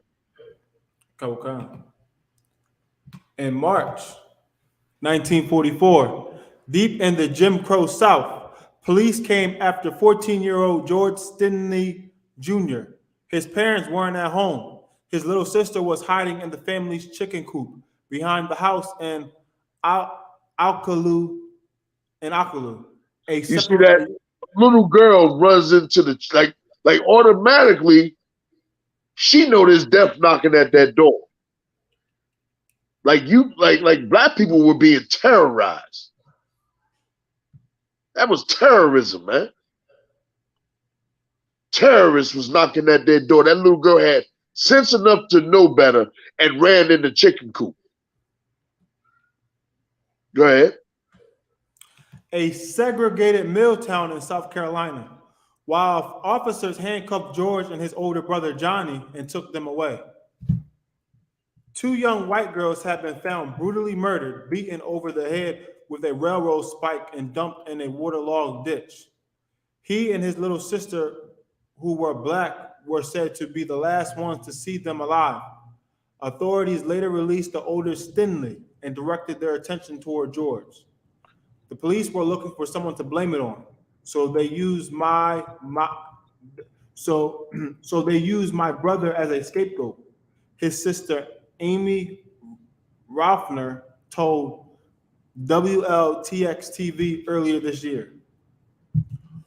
On June 16, 1944, he was executed, becoming the youngest person in modern times to be put to death. On Wednesday, 70 years later, he was exonerated. Stanley's case has tormented civil rights advocates for years. He was questioned in a small room alone, without his parents, without an attorney. Gideon versus Wainwright, the landmark Supreme Court case guaranteeing the right to counsel, wouldn't be decided until 1963. That's because of those black codes. It's still in effect.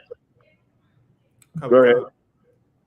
Police claim the boy confessed to killing Betty June Binnicker, who was 11 years old, and Mary Emma Thames, who was 8 years old, admitting he wanted to have sex with Betty. They rushed him to trial. After a 2-hour trial, you see all of? Did you see how the white man is? Like, Oh, God. read that again. Come. Police claim the boy confessed to killing Betty June Bineker.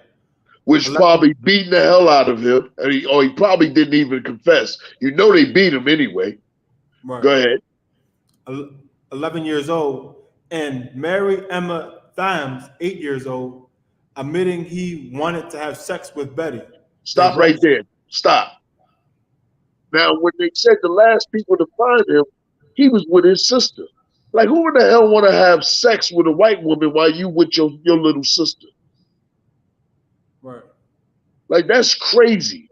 But the white man, that's one of the biggest things he feared. But he ain't got to fear that from the UPK. We don't want their damn women. Right. We don't want to have sex with their damn women, man. That's one of the biggest things he was fearing.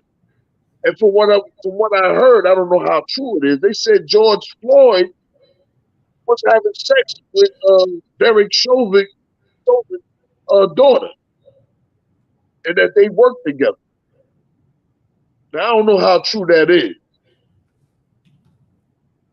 You heard anything on that, Marah? I think I did hear something about a devil that he was supposedly married to. According to the law, but not according to America. I did hear something like that when the stories like first came out. But I'm not sure. I never really looked into it, but I definitely heard something definitely just like that. It had something to do with a devil or something like that he was dating. Yeah. Okay. All right. Go ahead and continue, Khan.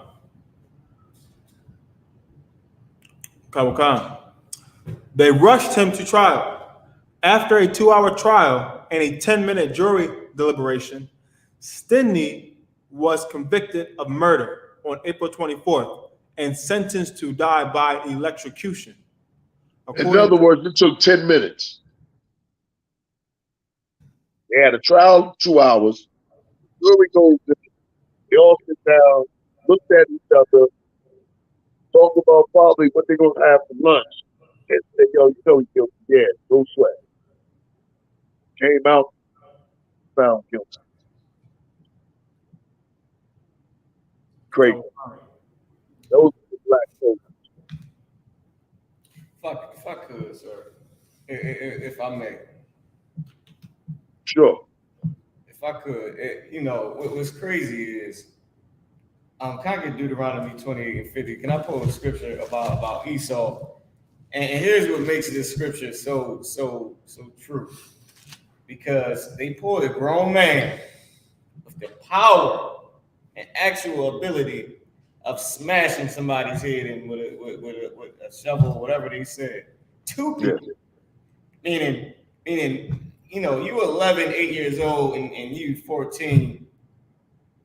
Y'all around the same speed, same strength, especially if it's 2 of them. Because this young brother, he ain't Diesel, gonna grab them both and beat them both to death. I mean, it looked like he still liked to play with his little sister and have fun. Hey. It don't look like he's capable of even doing this, and anybody would know that. And like you said, they probably just having lunch and just, all right, well, what are we gonna do with him? Well, he's guilty. The family needs some relief. I mean, when he came this far, and hell, I like to see him get electrocuted anyway. And then they electrocute him. If I could, can you give me Deuteronomy 28 and 50? If I could. Come. This is the book of Deuteronomy, 28 and verse 50. A nation of fierce countenance, which will not regard the person of the old, nor shew favor to the young. If I could, sir, if I could break this down, if you don't mind. Yeah, go ahead, do your thing. A nation of a fierce countenance. The reason why the oppressor is a fierce countenance, because why his countenance is so scary, that scary enough to make a little girl hide in a chicken coop, is because when he come up and say, hey, we looking for a Stinney, she know that that's just a lie. And he's just being a snake. Some people see a snake and they say, oh, it's a snake. Look, just pick it up, then you get bit. Some people see, see a lion and say, "Hey, little kitty," and get ate, because you might not be, you can't tell if it's mean or not at a certain time. You might be intrigued by it, and that's how the oppressor is. He's dangerous because you can't see the murderer in him until your brother is dead. I think we lost the general. You can't see the murderer and the oppressor until your brother is gone, man. Like you think, oh, you speaking to him, hey, how you doing? Hey, how you doing, Miss Becky, Miss Karen? Yeah, Miss Karen wants us to come over for dinner. She want to take us on a trip, and then your kids never come back. Right. Because you cannot tell that he is a murderer from the beginning. Right. That's why his countenance is so fierce. Because you don't know if he is going to bite you or not. Same thing with a dog. You say, hey, little doggy, and the dog snatch your fingers off, man. You don't know with certain dogs. Right. You just like dogs. You love animals. Hey, you go to trust the dog, and he break your arm off and rip you up. You know what I mean? Right. You can't tell because they sometimes they look innocent, which is the most dangerous part. Sir, if you could just do the fist whenever you're ready. Oh, shit. Kana Wakan, so you in? Yeah. Can you hear me? Yes, sir, Kana Wakan. Okay. Go ahead. You can continue. But yeah, if I may, that's why his fierce his countenance is so fierce because he's dangerous. You can't tell that. It's like the electric gate. They don't put that electric sign on there, high voltage. You go in there, and you touch something. You know what I mean? You don't know. You might be tired. You go to sit down. You die. You can't tell the capability. You know, you can't tell how dangerous it is. Right. I mean, some people drunk driving. That's another thing that's ridiculous, which is why it's so dangerous to drive a car. Because you don't know if somebody else is drunk because you can't see them. Right. Crash into you, which is why it's dangerous. The same thing with the oppressor. You cannot tell that this man is going to have your child executed. And here's the other thing. He don't regard the old nor the young. Right. He had a grown man. That's what it said. It said his older brother. What made him go with the child? I would at least say, all right, let's get rid of this little boy. We know he can't, do this. He would have to chase them both down, have enough energy to chase them both down, have enough energy to kill him. And, that's a lot for, a little boy. Right. But maybe the grown man don't have to run so fast. He can grab one, grab the other. Right. But he don't care, man. Like, I wonder what made him get rid of the older brother. And which is part of that fierce countenance. Right. He's a crazy psychopath maniac that acts like he is, a creepy. Right. Right. And we know that some white man. You hear me? Yes, sir. Kana Wakan. We know some white man did that to them kids. Kana Wakan. You know what I mean?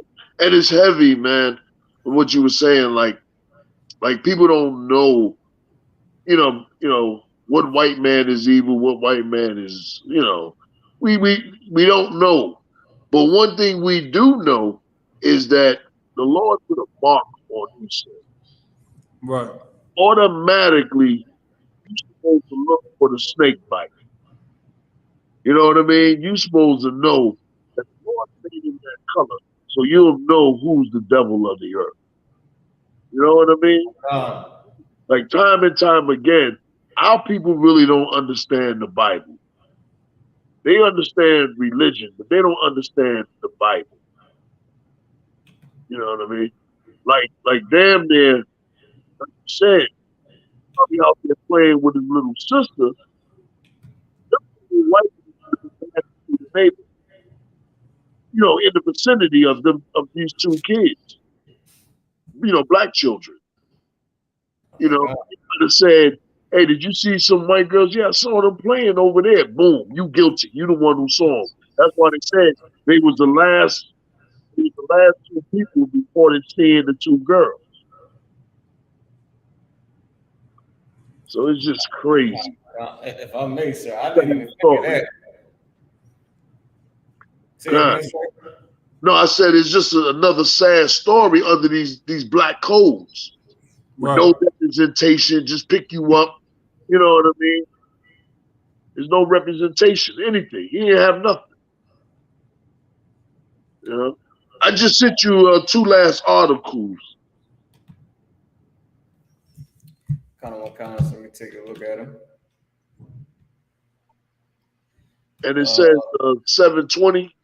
Yes, sir, Conor McCall. All right. American history. Yeah, you can hit the first one. I believe it. No, it's the second one I want to hit.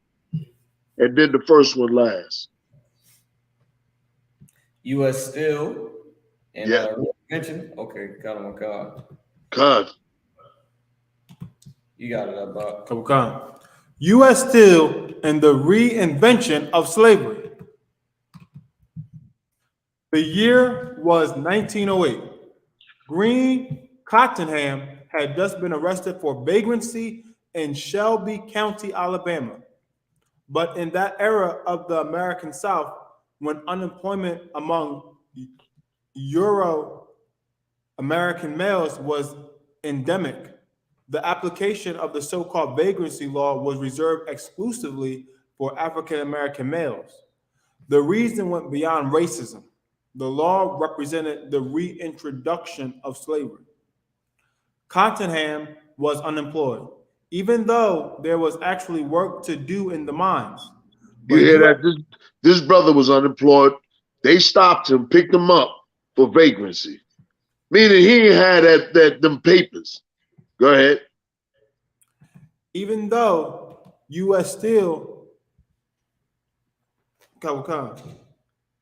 but even though there was actually work to do in the mines, but U.S. Steel didn't have to hire him. They merely had to wait for the sheriff to arrest him for being unemployed. And it goes like this. If you got a plantation, a coal mine that you own, any sort of hard labor, railroad tracks, road work, all I had to do, if you and him was the sheriff, all I got to do is say, Marah, man, I need about 10 people. And this is what you'll do. You'll go out and get 10 blacks that you see that you possibly can lock up. And then you would bring them to me and I would pay you a little bit of money.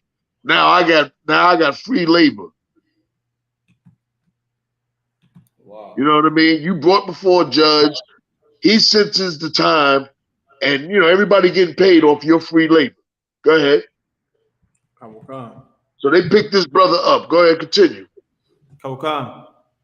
Then, with nearly a 1-year sentence of hard labor assessed against him for this non-crime, U.S. Steel could buy Green Cottenham from the country at the rate of $12 a month.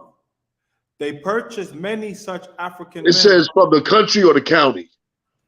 The country, sir. Okay, go ahead. From the country at the rate of $12 a month. They purchased many such African men from the sheriffs of Alabama. You see that? So who's getting the $12 a month? He's not getting that $12 a month. The sheriff department is getting that $12 a month. He's renting them out. As if you would rent a car.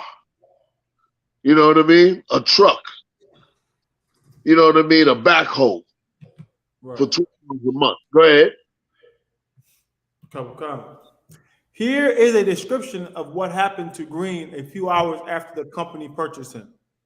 The company, U.S. Steel, plunged Cottenham into the darkness of a mine called Slope Number 12. There he was chained inside a long wooden barrack at night and required to spend nearly every waking hour digging and loading coal. His required daily task was to remove 8 tons of coal from the mine.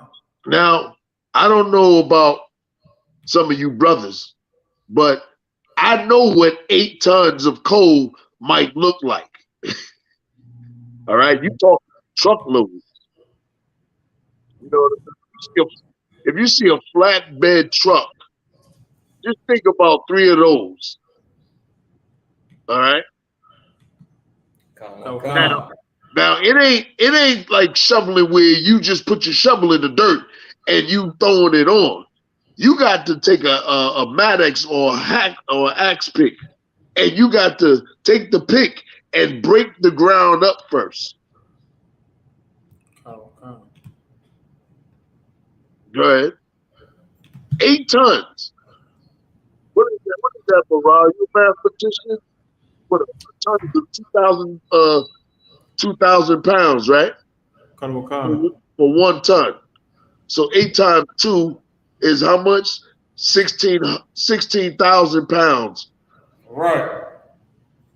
But you got to do it a day, not in a week.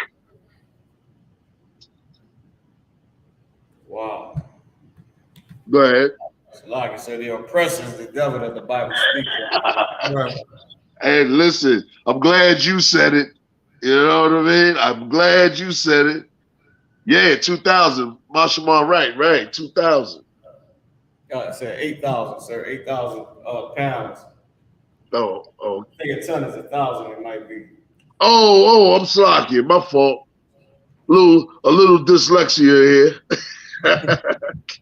All right. Go ahead. Read on.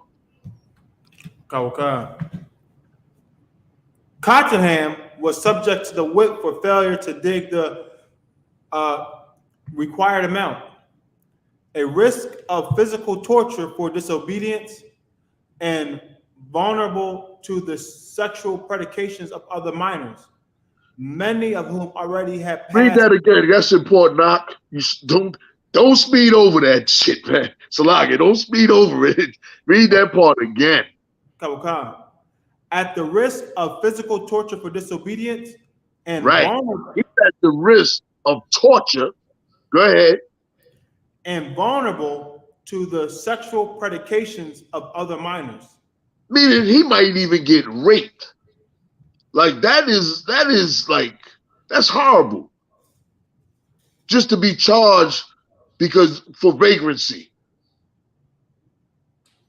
That is, you know what I mean? You think about it. That's like I pick y'all both up for loitering and you end up being tortured, worked, and possibly raped. White man definitely was the devil, man. Read on.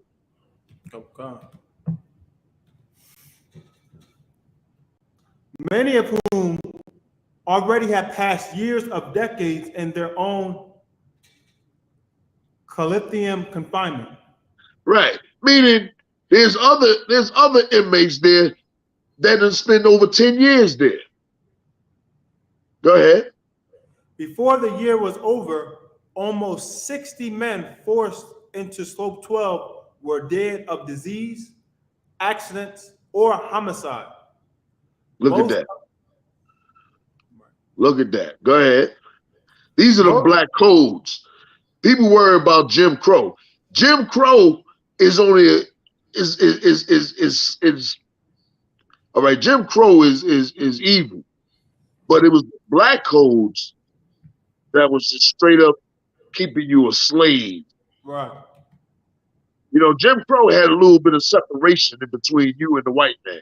You know what I mean? Stop you from going in the store, stop you from using their bathroom, stop you from drinking from their water fountain, stuff like that.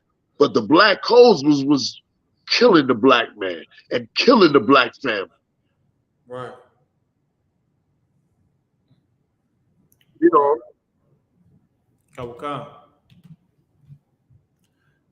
Most of the broken bodies, along with hundreds of others before or after, were dumped into shallow graves scattered among the refuge of the mine. Man, look how many men were dying each year. Like evidently, you know what I mean? Evidently, man, death was common. Common, sir. Like, you know what I mean?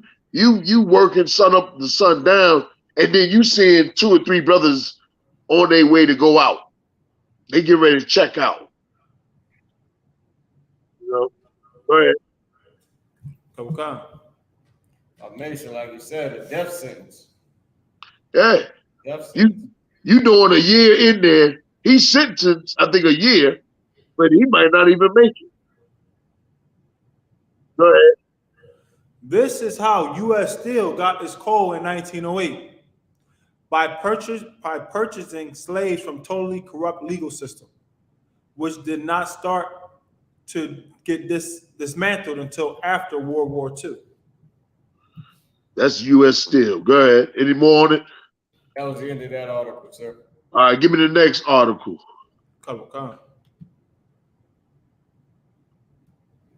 40 acres and a mule.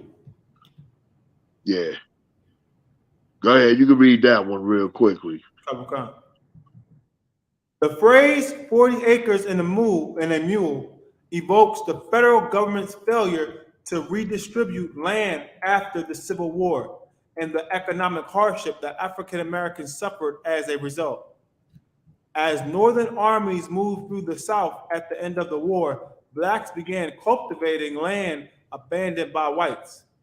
Rumors developed that land would be seized from Confederates and given or sold to freed men. These rumors rested on solid foundations. Abolitionists had discussed land redistribution at the beginning of the war. And in 1863, President Abraham Lincoln ordered 20,000 acres of land confiscated in South Carolina, sold to freed men in 20-acre plots. Secretary of the Treasury Salmon Chase expanded the offering to 40 acres per family. In January 1865, General William T. Sherman met with 20 African American leaders who told him that land ownership was the best way for blacks to secure and enjoy their newfound freedom. On the 16th of January that year, Sherman issued Special Field Order number 15. The order reserved coastal land in Georgia and South Carolina for black settlement. Each family would receive 40 acres. Later, Sherman agreed to loan the settlers army mules. 6 months after Sherman issued the order, 40,000 former slaves lived on 400,000 acres on this coastal land. In March, Congress seemed to indicate plans for widespread land reform when it authorized the Freedmen's Bureau to divide confiscated land into small plots for sale to blacks and loyal Southern whites. Less than a year after Sherman's order, President Andrew Johnson intervened and ordered. Hold up. What happened? What did he do? President Andrew Johnson intervened. He put a stop to it. That's what happened to the 40 acres and a mule. There's a map that's showing, but anyway, I'm gonna rush for time's sake. They confiscated that land back from the land that they gave them. And it wound up being 2,000 acres being given to certain individuals. But most of the land was taken back, if damn near all of it, because eventually those people more than likely lost their land. You know what I mean? Through not having a deed, you know what I mean, for the land, or, you know, taxes, state taxes. So that land eventually got taken anyway. All right. Last one. Hey, Marah, can you look up peonage, the peonage code? Kanawakan, sir. And just read the definition. Kanawakan, so I'm gonna pull it up now. Is that the peonage code? Yes. The meaning of it. Kanawakan. Oh, you can read this, like Bob. Kokan. What is peonage servitude? Summary. Section 1581 of the Title 18. makes it unlawful to hold a person in debt servitude or peonage, which is closely related to involuntary servitude. Section 1581 prohibits using force, the threat of force, or the threat of legal coercion to compel a person to work against his or her will. Say that last part. Section 1581 prohibits using force, the threat of force, or the threat of legal coercion to compel a person to work against his or her will. Let me tell you, that's child support.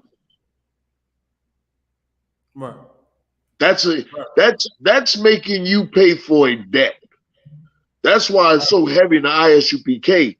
that you could come get, child support counseling, where we'll work it out. The generals will work it out with a man and a woman over him supporting his child. We don't call it child support. You know what I mean? Right. Give me Leviticus 26 and 26. Okay. Child support is a curse. There's been a curse on black people because there's sisters that pay child support too. But majority of people that pay child support are blacks and Latinos and probably Native American Indians, males. Tell me when you got it. I got it, sir. Go ahead and read it. This is the book of Leviticus, 26 and verse 26. And when I have broken the staff of your bread, 10 women shall bake your bread in one oven. You hear that? Go ahead. Sir. And they shall deliver you your bread again by weight. Right. Like it's your bread, but the women are going to weigh it and say, here, this is what you get. That's the child support. They hand you your bread. What is bread is a metaphor for today? Right. For money. Yeah, for money. If I say, yo, man, where my bread at? 10 women is going to bake your bread in front of a judge, and then they're going to hand you your little piece that's left over for you. Now give me Isaiah 4 and 1. Good, sir. Come on with it. People also say, I'm getting that dough. Yeah, get that dough. And if I may, the word lakam is bread, and it was used in that same sense in our culture as well. The literal Hebrew word lakam. And wars were started over bread or money. And, right. The same way in Hebrew, sir. Same thing. Most High Christ. See, you threw out that Hebrew on us. Most High Christ. Give me that last scripture. This is the book of Isaiah, chapter 4 and verse 1. But in the I.S.U.P.K, this is how we roll it. Read. Right. And in that day, 7 women shall take hold of one man. Say, right. 7 women ain't gonna take hold of some bread. Right. She gonna take hold of one man. Go ahead. We will eat our own bread. I'm gonna eat my own bread. I'm gonna make my own money. Read on. And wear our own apparel. And I'm gonna buy my own clothes. Read. Only let us be called by thy name. That's right. Meaning this. That's enough right there. Meaning this. When a single sister live in a neighborhood and she get a man, every other man backs up. That's her protection. Just being called, just being able to call a man and say, that's my man. Brothers back up because they don't really want no confrontation. You be in the neighborhood, your woman be in the neighborhood, and the brother be like, yo, who's that? Or no, yo, that's that brother, that Hebrew Israelite named Marah. That's his wife. Brothers back up. That protection. a sister have a man show up on a regular basis, just that alone is protection. A lot of times, man, I dealt with, at my age, I had a rib in the past, couple of years back. And before, in the beginning of our relationship, to her, it was the most important thing at that time in her life to have a man come in her crib so the neighbors, if she had any problems or anything would possibly come up before it arises, they would realize that she had a man. So you ain't gonna try to disrespect her as you would if she was a single woman. In both cases. That's why it's important. You know what I mean? It's important for a sister to have a man. That's why 10 women, these seven single women, they'll be ready to deal with that one man. That way, that protection comes and everybody else backs up. It's safety in having a man. And it's pleasurable for a man to have a woman. That's it. Until next time. All right, let a Hebrew speak. They got the barbecue up in Chicago. All right. What is it? July the 21st? Or is it 20th to the 24th? 21st to the 24th, sir. Okay, 21st to the 24th. Also, Commander General Yohanna and General Hyman going out to Connecticut. I think it's next week. All right. So I'm going to just say, shalom to the brothers and sisters. All right. Shalom, Yahweh Shem Yam Shai Brakatah. Shalom, Shema Alatha Shem Yam Shai. And to my brothers that's working the computer, Shalom, Yahweh Shem Yam Shai Brakatah. Welcome. Rock. Yahweh Shem Yam Shai Brakatah. Yahweh Shem Yam Shai Brakatah. Stay strong, warriors. Come.